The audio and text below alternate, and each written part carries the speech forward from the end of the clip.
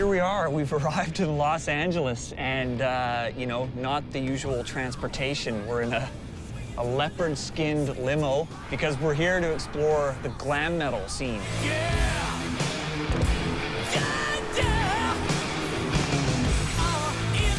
Growing up, the one style of metal I couldn't stand was glam metal, hair metal, pop metal, whatever you want to call it. To me, this style didn't have the power and aggression that I loved about metal music. And the bands seemed like boy bands, put together by music execs just to sell records. But this style is still a major chapter in the history of metal, so I want to understand where it came from and where it fits in the evolution of this music.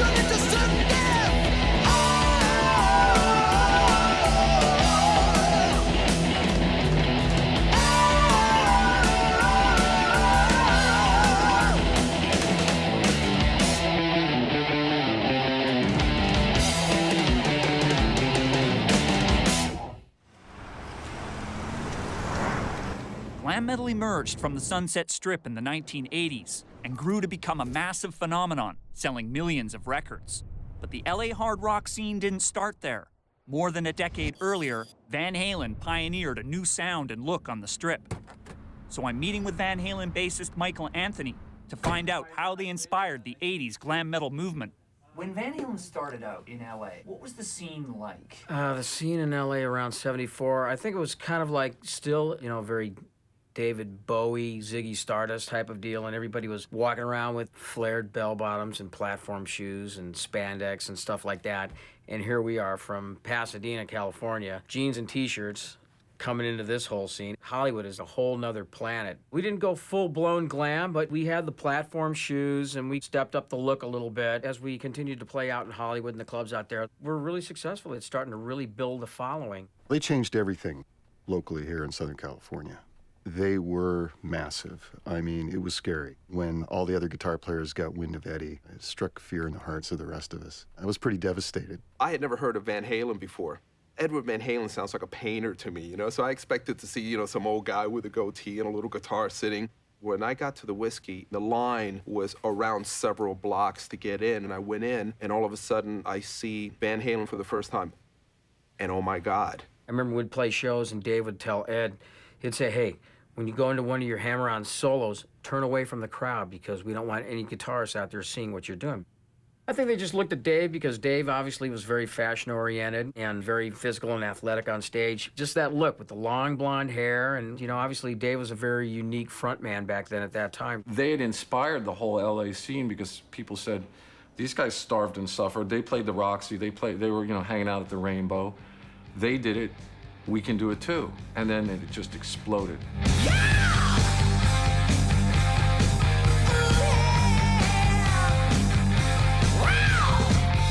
Van Halen inspired young LA musicians that they could make it big and laid the foundation for the next generation of metal bands on the Strip.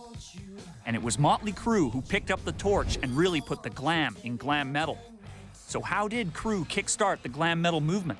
Me growing up, and when I first got into singing, it was always David Lee Roth was like the guy that I looked up to. Dave was kind of like me, born and raised in Los Angeles, and had that kind of beachy vibe. I saw myself, you know, in him. Can you describe sort of what it was like to be there before it became such a massive scene? You know, it was just a lot of really cool bands playing on the Strip and around Hollywood. Started playing local places, Gazzarri's and Starwood and Troubadour, places like that. Me and Tommy Nicky lived in an apartment right above the Whiskey A Go-Go, And we went out to the clubs together. That's where the girls came in. We'd always get girls to buy us drinks, or we'd get some money from some girls and go buy some cheap alcohol and drink it before we went into the clubs. So it was a cool scene. I think for any scene on the Sunset Strip to evolve, it was because there was some sense of community at that time. It was cheap to live on the Strip, so they weren't just coming here once a week. They were eating here, they were working here, they were partying here. So they were really able to refine the next look because they literally lived it and did it every night. These guys, they were all starving in the early days. A lot of them were sponging off women. Women would buy makeup. How they ever got people to buy them all that food, I don't know, but they did. I mean, we didn't have any money back then, so everything we did was very, budget. But we had put out our own record. Too Fast for Love was on our own label, Leather Records. We had a small distribution. Everybody passed on us. Nobody wanted anything to do with Motley Crue. I loved it immediately. I was just like, God, this is so different and so great. I was a record buyer for the record store, Licorice Pizza, that was across from the Whiskey A Go-Go. So I put my ass on the line. I bought 300 copies. We made this great window display, and I had in fluorescent pink Motley Crue across the front. And Nikki brought me whips and chains, and Vince came in and dropped a pair of pink panties in my hand. I was like, ew, was somebody actually wearing these?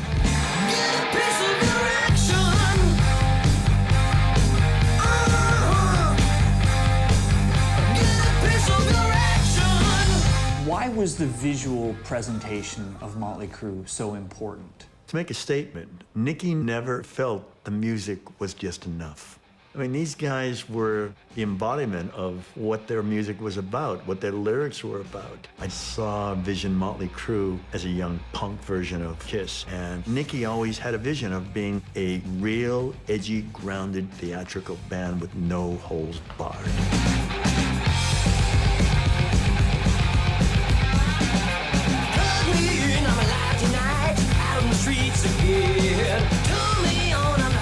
Sleazy it is, but it's rock and roll. But also, you're very keen on the theatrical and the appearance side, which I think you're perhaps at the forefront of bands who do care what you look like on stage and in videos in a different way. It's our job.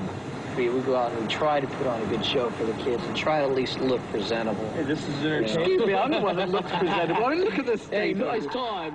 We sort of lived in our own world. We were a mixture of a lot of different kinds of bands and influences, most visibly the Dolls, early Aerosmith, and Van Halen. And we were taking our influences and wearing them on our sleeves. And when we hit the stage, I felt an excitement that we always wanted out of rock and roll and heavy metal. We felt the audience was seeing what they had been dying for. Nikki Sixx was one of these conceptualizers. He was looking at the big picture. How do we look? We want to have a great stage show. They would do anything to get a reaction. He was always very experimental with things. And I remember when he got those leather platform boots that came up over the knee, and he decided then that he was going to be doing all this pyrotechnic stuff. We got this stuff called Pyrogel, and just want to see how much, we would say, let's light Nicky on fire. Okay, cool. On stage, we would have it on a sword, and I'd touch the candle, and the sword would catch on fire, and I'd hit Nicky with it, and we'd light him.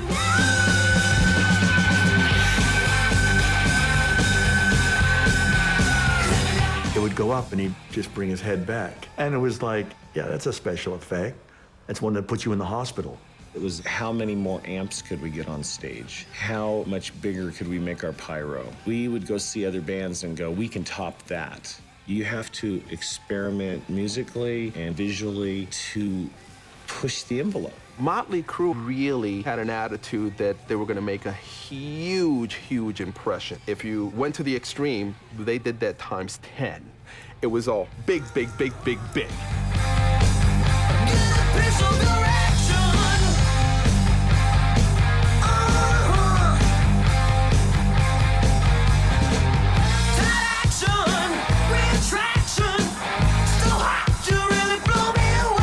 By 1982, Motley Crue was signed to a major label and had established themselves as the hottest band on the Sunset Strip. And once Crue and other LA metal bands played the US Festival in 1983, the rock world started to pay attention to what was happening on the Strip.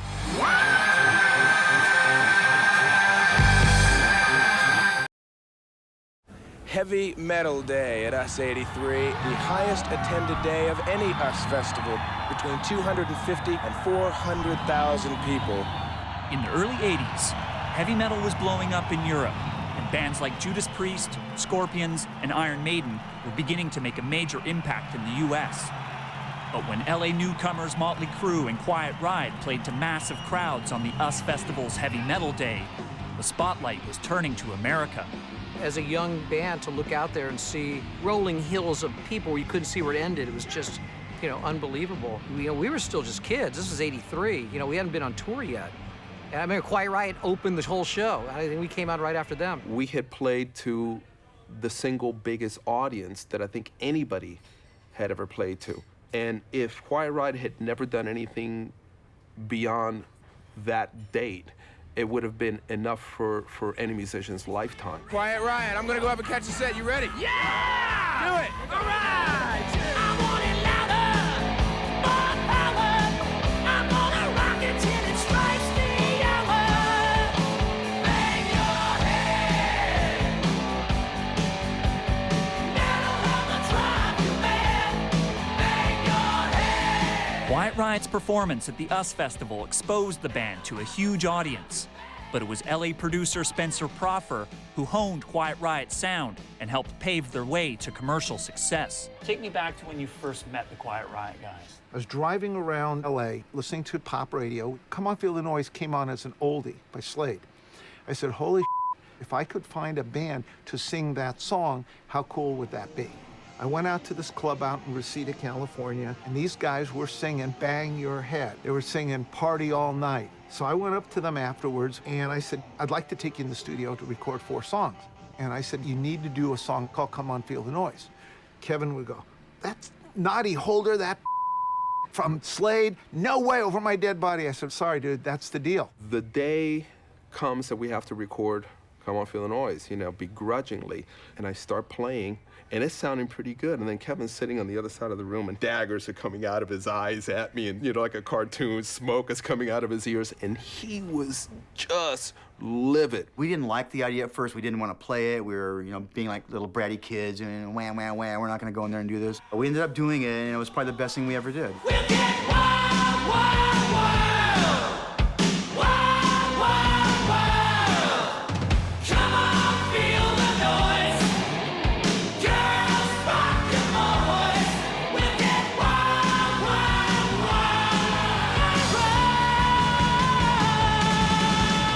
wild. We did the video for Come On Feel the Noise, and we were opening up for Black Sabbath in Rockford, Illinois. And we found out that night that Metal Health was going to be #1 on the Billboard charts.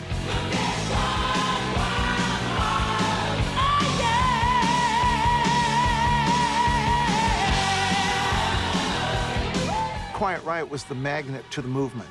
And the dominoes fell behind that. All these other bands got signed. Because you know how the A&R game works. Once you have a big hit, everybody wants 20 of the same thing. That was when the record companies said, wait a minute, this crazy, weird stuff that Hollywood's manufacturing is sellable. The country will buy it. After the success of Quiet Riot's Come On Feel the Noise, bands flocked from across America to LA to become part of the glam metal scene on Sunset Strip. Describe for me why it is that you decided to leave Pennsylvania and come to Los Angeles. Central Pennsylvania is not fertile ground for musicians and artists. So we bought an old ambulance, and I remember listening to Motley Crue, and Brett and I are assembling flooring in this ambulance, thinking to ourselves, how many people have died in this thing? And we got to drive this across country? You know what I mean? It just made sense. I mean, they had the US Festival out here. There was all this energy out here. You think about California, and, you hear these bands on the radio, and you're just like, yeah, I need to be part of that.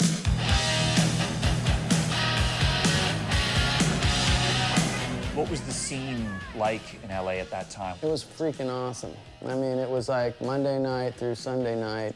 It was, it seemed like thousands of people on the Strip. There was always bands, playing at either the Troubadour or the Whiskey or the Roxy or the Starwood. There was always somewhere to go and see someone playing. Everybody'd be hanging out and partying, having a good time and chasing girls and doing what we do, There were no principles.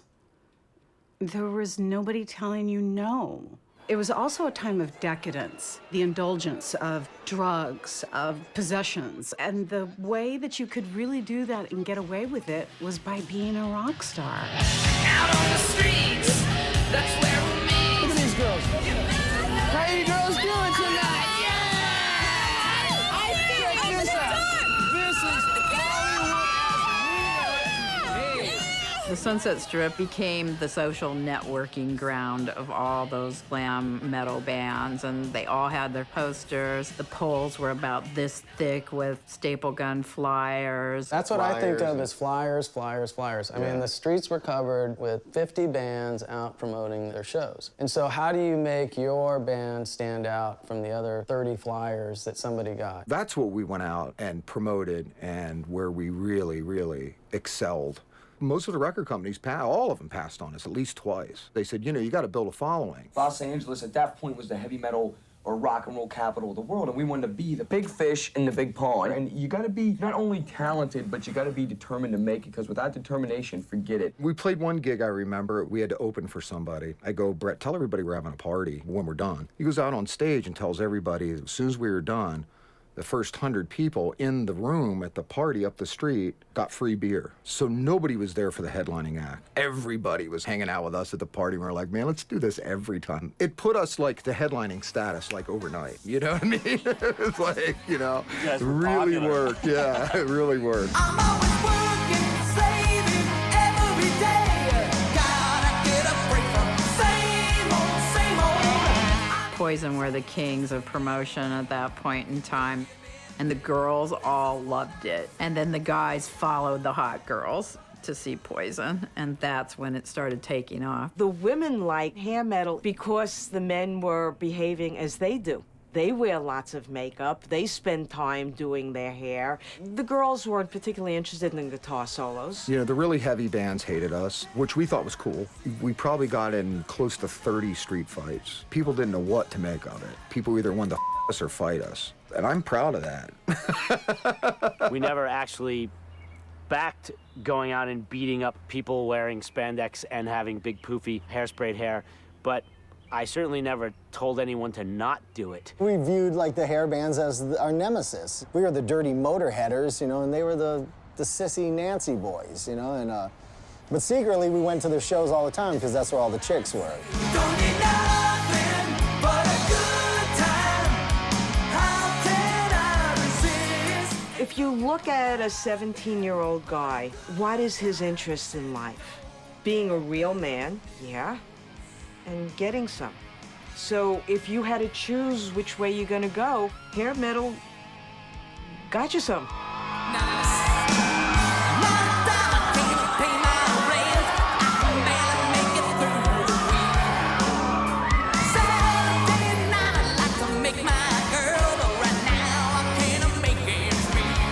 By the mid-'80s, the glam metal scene in LA was booming.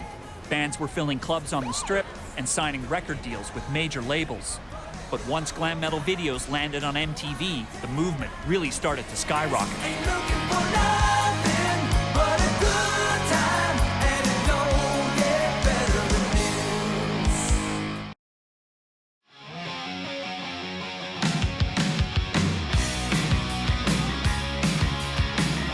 This is it. Welcome to MTV Music Television, the world's first 24-hour stereo video music channel. You know what, River? I never seen you look so good. You never act the way you should. MTV embraced glam metal, giving bands a perfect showcase for their sound and look, and catapulting this music from the Sunset Strip into living rooms across the globe. The minute Talk Dirty to Me hit MTV, it just started to take off, and we got the opportunity to tour with Rat. In the first couple weeks, I mean, there's like 20 people in the audience, but by the first month, all of a sudden, the place was filled up when we hit the stage. And that's when I started to go, wow, this is really starting to happen. Talk dirty to me. In those days, everywhere you went, MTV was on, because it was the biggest radio station in the world. There were kids across the globe that wanted something that was gonna make them put their hands in the air. And it was then that I knew we could take this thing around the world. We spent massive amounts of money on videos. It was just another avenue to get us exposed to a much larger audience. 3-minute video, you just reached every single eyeball in the country. You're like, wow, okay, there's your song, there's your band, there's your look. The bands that make it are the bands that look good on TV because of the medium that it is. And it rewards spectacularity. Glam benefited tremendously from MTV. Glam was MTV ready because of the emphasis on spectacle that already existed in the live concert. Now let me tell ya, it's your man right. No politician didn't wanna fight. She said, shake me. All night she said, shake me. I am quite sure if there was no such thing as MTV, we would never have heard of hair metal. Because MTV, it's music, television, it's look. The sound was far less important than the look. It was important. It was important in those days because their fame was based on their MTV image. They had to look the part, and stylists was brought in to make them look the way they looked. Steven had this term, fashion metal, back then because Steven knew somebody on Melrose that owned a store that had all these custom-made clothes with all the rhinestones and sequins and all this crazy puffy coats kind of junk. Everybody had their hair big. That's what everybody did then. Wouldn't do it now, that look, but because that was then. I actually remember going to the guy that used to make our outfits. He made everybody's outfits, from Motley Crue to Crocus to Rat. He had a pattern that he would use, but he would just change sort of the things on the pattern or the colors, so we all ended up looking the same.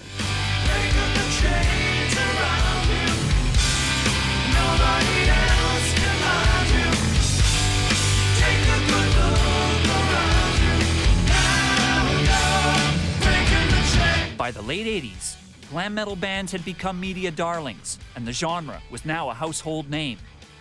It was so pervasive that even established hard rock bands hitched their wagons to the glam metal movement to help reinvent their careers.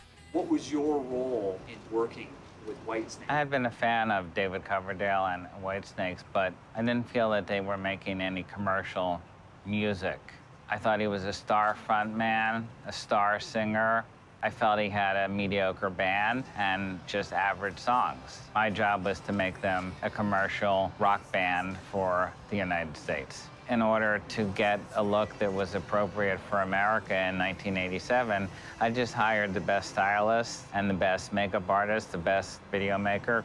Seemed you guys kind of got lumped in with glam metal. Yeah, well, some of the pictures, it's difficult to tell the difference between Whitesnake and Poison unless you hear the records. We worked with the same stylist who was doing Van Halen, Motley. It actually became just more of a joke to us, you know, because it was just kind of out of control. You know, how much eyeliner shall we lose? I don't know, let's look like girls. Here I go again on my own, going down the only road I've ever known. Like a drifter, I was born to walk alone. And I've made up my mind. I ain't wasting no more time. When I met David, I found out, about $2 million in debt to Geffen. But he was in a very hopeful stage. He was very hopeful that his album was gonna sell.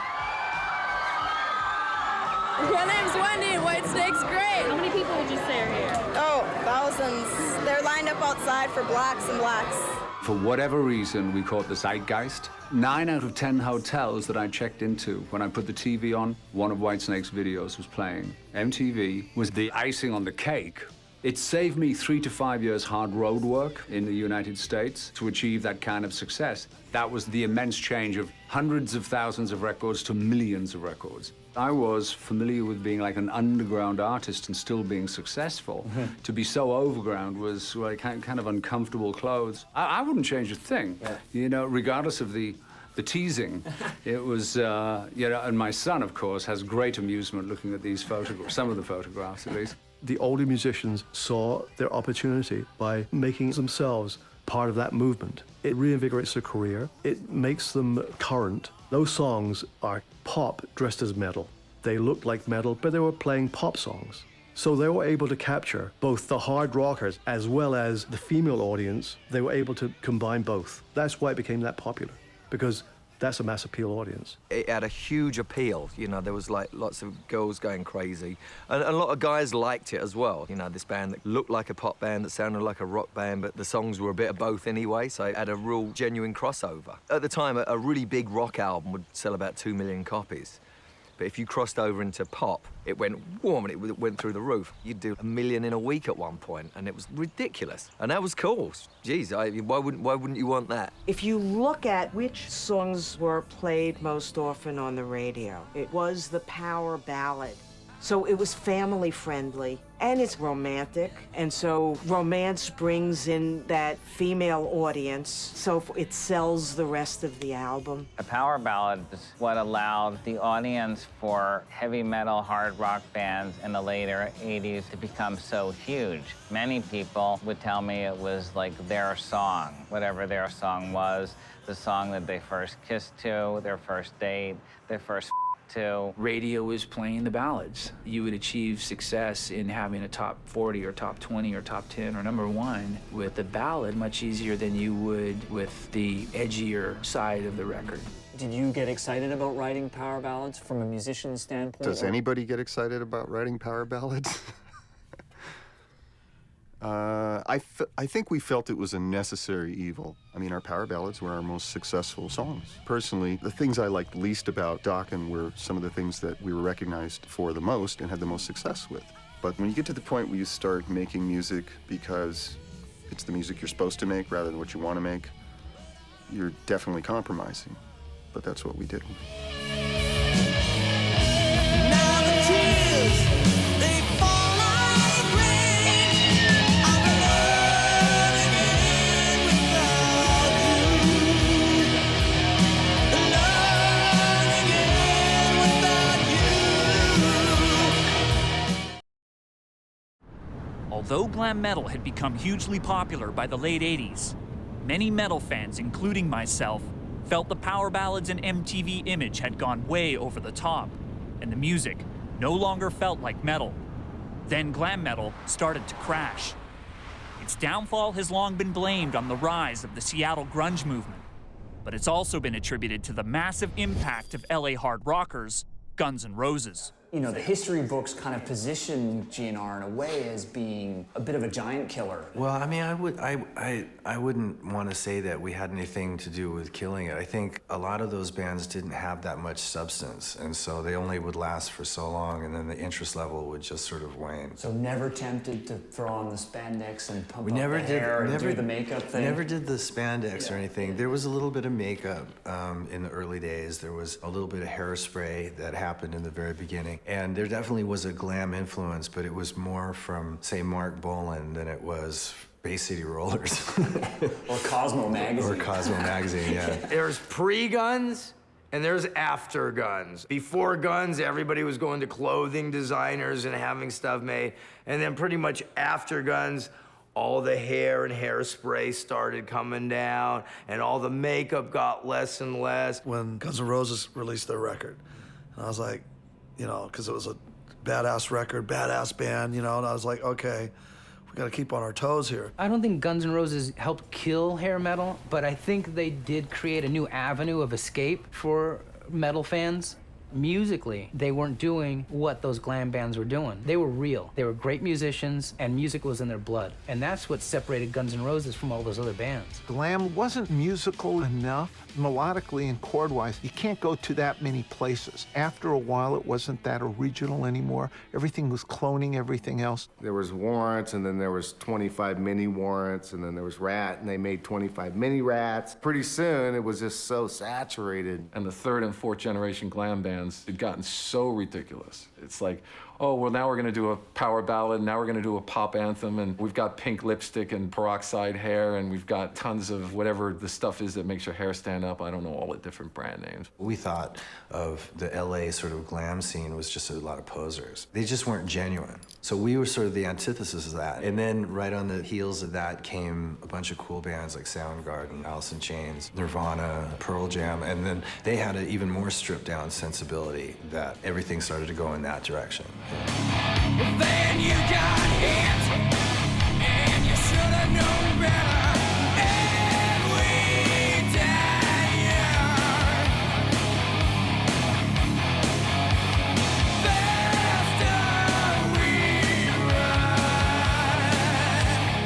The glam metal scene just dissipated because it burned. That whole Seattle movement had an attitude, it had a sensibility. It was a little dark, but it was fresh and it was a change of pace. At that moment in time, I got it. It was like, oh yeah, this is taking over the world and fast. I can remember being at the Rainbow and thinking, okay, the hair bands, better enjoy your last ride here. All I would hear on the radio was everything but All of Us. That was pretty much when it was like, oh man, okay. I experienced the backlash of being a sort of a semi-glam LA metal band. We did a show and the club was insane. There was people spitting at us. I mean, raining it down on us the whole show. And I looked over at Jeff for a second. He had opened his mouth to go up to the mic to sing, you know, Just Got Lucky or some song. And I just saw a big loogie go right down his throat. We had to take him to the hospital, give him a tetanus shot. I think it's oversimplified, and when you get a lot of musicians that say Nirvana and grunge did it, that played a part into it only because almost all styles of music at some point, their due date comes. And I think the due date for the bands of the 80s was gonna come to pass. There's a different generation was coming in and going, you know, I can't get with this. I don't feel like that. They were saying, I don't feel like nothing but a good time. I just don't. I can't blame them for that. You know, I'm not mad at anybody for that. Mm-hmm. You know what I mean?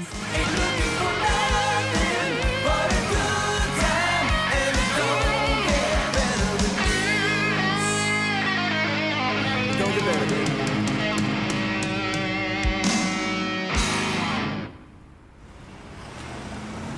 I remember the 90s being a really bad time for metal.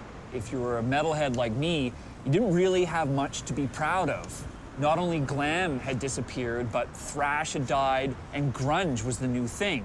And so what I've always wanted to know is, what happened to the lives of metal musicians, especially the glam metalers, once this music had faded out? Were the 90s a more difficult time for you and Poison by comparison to the 80s? I flat out got out of music. I went, I'm gonna for a little while go do something I've always wanted to do. I'm gonna go work on comic books. I could not contribute to what Nirvana, Soundgarden, and those bands were doing. It wasn't where I come from. It wasn't what I was feeling.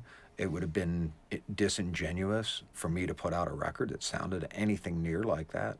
That's when, you know, the band disbanded and we went our separate ways, and it was just like, okay, this isn't gonna work. The other guys worked other jobs, and that's when I took on work at a family-owned business, working in cranberry bog business and a campground business. This year break that I thought we were gonna have is now turning into 4 years. So, you know, the dough's going pretty quick. We gotta buy some businesses. I bought a flower shop and a vending business. Next thing I know, I'm buying 75 Coke machines and candy bar and all this stuff. Then I had to service them. And my hands smelled like quarters and dollar bills for the next 5 years. I mean, it was pretty funny though. How do you remember feeling at that time? Felt like a piece of bubble gum chewed up and spit on the ground. We did so much for the label, and all of a sudden they want nothing to do with you. I had to sell my houses, and everybody went through some financial difficulties. It's sort of like having your girlfriend dump you, I guess, you know, like without knowing it, you know, without having any heads up. Ultimately, when their time was up, if you like, as far as MTV and FM radio, most of the bands that garnered their fame during that period weren't able to drag themselves out of that hair metal bag. I'm in touch with Tom, and he's still a great friend. And I put on a demo that he's just done. And some kids who were working for me came in and said, man, that's great. Who is this? And I said, it's Cinderella. And they said, oh. Enough said.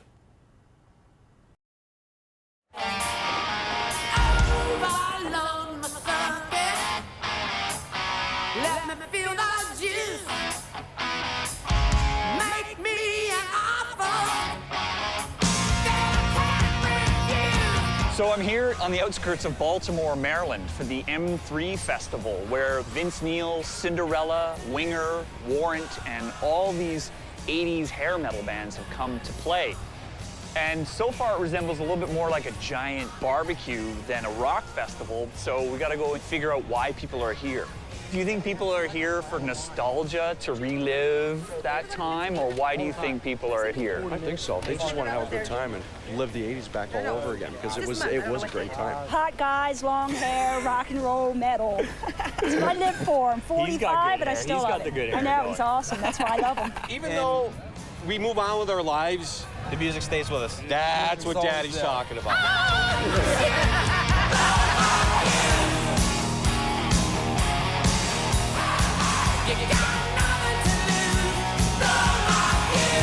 I think that the advent of things like the Rock Never Stops tours and Rocklahoma and all those events, it really was like a throwback to the 80s. I think that it's safe to say that the great majority of the audience were diehard fans that were there in the 80s when it all started.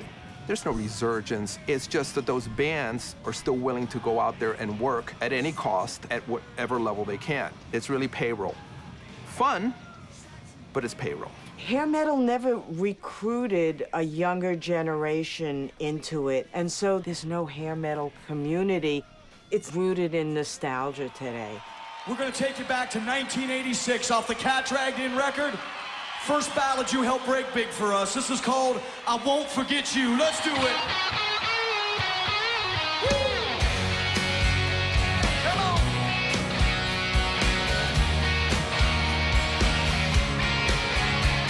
Worry that people will just see you as a nostalgia retro act? Is that a concern? Right this minute, we are a nostalgia act in a way. I mean, I'd have to be honest with myself because, you know, we're playing our old songs. We're not playing anything new. So that's nostalgia. I won't forget you, babe. I won't forget you. Even though I should, yeah. Today's festival and county fair circuit has helped many glam metal bands keep their music alive for audiences across America. But this isn't the only way that glam metalers have managed to stay in the public eye. Hey, I'm Bret Michaels, everybody, and it has been smoking hot. Also, I can narrow down 20 of the finest women you've ever seen to find my one true rock of love. Let me be your rock of love. Why do you think these guys have translated so well to reality television? Well, they're stars, so they're going to translate in most medias. Like a Bret Michaels, he's always going to be a star no matter what he does. I think the main thing that has driven glam metal stars into television and reality television is kind of a timing issue. Television and music videos made Poison, made Motley Crue. And so because of that, you see these guys saying, yeah, I'll do television. They became rock stars for a reason. They went into this for the adulation, for the crowds. I really feel like they need to go on television to show people that they're still here. Hey, this is Sebastian Bach. No, this will not be your average show. I think all this celebrity rock and roll thing started with Ozzy, with the show The Osbournes. That was the first time a heavy metal musician was outside of metal in the public eye doing something. My wife had her own show. I married Sebastian Bach, which is a #1 rated show. I don't know whether it was classified as a drama, a horror, a comedy, or all the above. I like making albums. That's what I do, and all this other stuff happens. When people stop buying CDs, you know, well, you got a TV show, let's go. If you want to know the truth, I don't do them because I want to do them. I laugh when they put me on a TV show. I'm like, I'm just going to take all your money and put it into metal. Thank you for your money, because I'm putting it on the stage.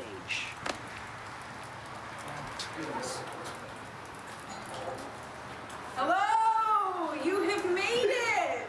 Although reality TV has proven a perfect match for some glam metal frontmen, not all glam metalers have found success on primetime television and managed to reinvent their careers. So how are these bands making ends meet when they're not playing the nostalgia festival circuit? Oh, this is the day in the life. metal. That's metal. He is a good barbecuer, though, I have to say. I need to pour some vodka all over. No. Better. This might be my new career, man. Food Network. And Nice. We're playing 50 shows a year. That means I have about 200 days off a year for the last 18 years, you know? So I decided, what can I do? What can I do to make some money and keep busy? And so I started working in a high-end guitar shop. I love guitars, I love gear. And so I do that a few days a week as well now. And then on the weekends, we'll go play some festival, and it's It's an interesting perspective because you go play for 1,000 people to be rock star, then come home Sunday, and then, you know, Tuesday you got to be at work. Why do you think so many of those bands that came out of that LA scene died off? Yeah, it's easier to die off than it is to stick around and fight it out and be tenacious and not give up and just be like gluttons for punishment. Quitting was just never an option. There was many a night. It would have been a lot easier. Could have hung up the old hat and just said, "Oh, shoot me in the head. I can't take it." Why do this at this time in your life? Well, I'm not going to be able to do Poison forever. You know, I'm not getting any younger, so. I mean, who knows? You know, maybe we'll be the glam rock Rolling Stones. I don't know, but. I decided to start my own company with my name, Rocket Drum Works. Put my name on it. You know what I mean? I'm here. You know, punch me if I do the wrong thing. You know. I feel like, again, I can bring something to the table. I feel like it's something that I can turn over to my son one day. I can't really do that with Poison. I really get excited about making a guy's dreams come true, because I'm a person that really does understand. What's the balance of priorities for you right now, Poison and Rocket Drum Works? Well, Poison's, you know, obviously my priority because it's, you know, I know that's how I can make money, and it's been my life's work, you know what I mean? But this is more about craftsmanship.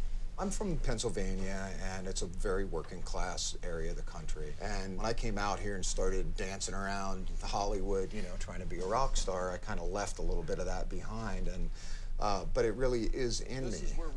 I think it sort of just adds to the story of glam metal that a lot of these guys have moved on, and with someone like Ricky, he's actually managed to build a second career. I think we have this assumption that they did their thing in the 80s and they're all washed up and done. And, you know, some of them are, but some of them aren't. The bands that survived were also the bands that ultimately weren't just in it for the look and the lifestyle. Say what you want about Poison. The fact of the matter is that, you know, a guy like Ricky, he had a vision for what they were going to be.